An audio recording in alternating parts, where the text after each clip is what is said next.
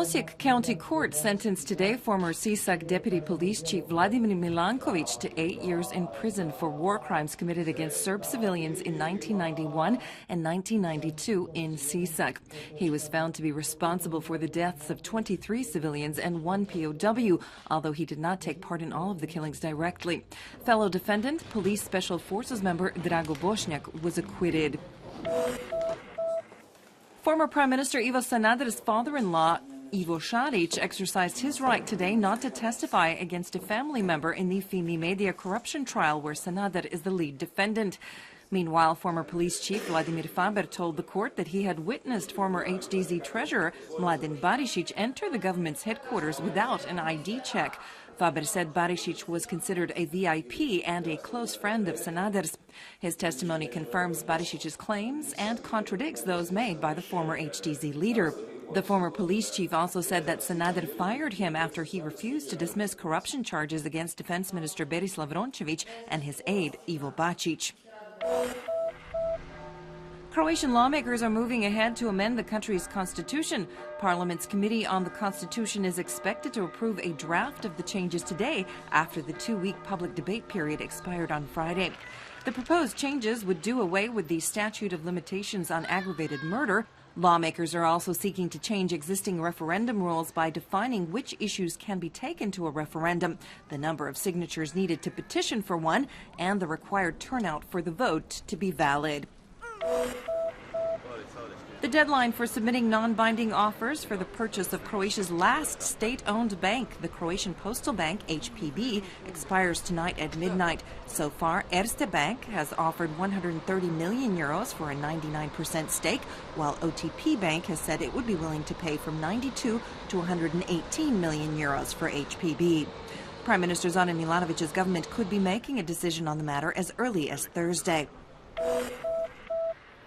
Ministry of Finance inspectors have been dispatched to comb over the books of all ministries, state institutions, agencies, and state-run companies, as well as 6 major cities. They will be checking to see if these entities are paying their bills within the 30 to 60-day period that is prescribed by law. Inspectors are expected to pay particular attention to the city of Zagreb, which is rumored to owe more than 400 million kuna, something city officials deny. Traffic on Croatia's highways over the first 9 months of this year increased by 1.7% from 2012. However, the total revenue collected by 4 highway operators from tolls increased by more than 10%, according to the Croatian Association of Toll Motorways Concessionaires. Highway operators earned more than 240 million euros in revenue over the 9-month period. Zagreb's Europa Cinema is hosting this week the 11th annual Human Rights Film Festival, which is focusing this year on environmental issues.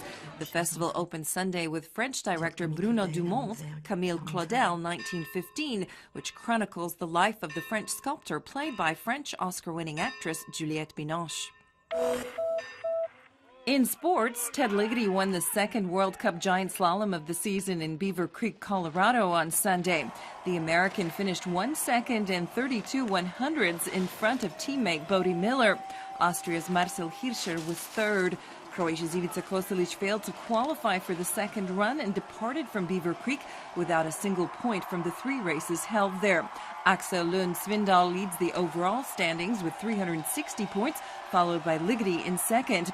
Kostelić trails in 22nd place with 82 points. In ABA League basketball, Cibona Zagreb ended their 4-game winning streak, losing to Bosnian side Igokea 74-82 at home.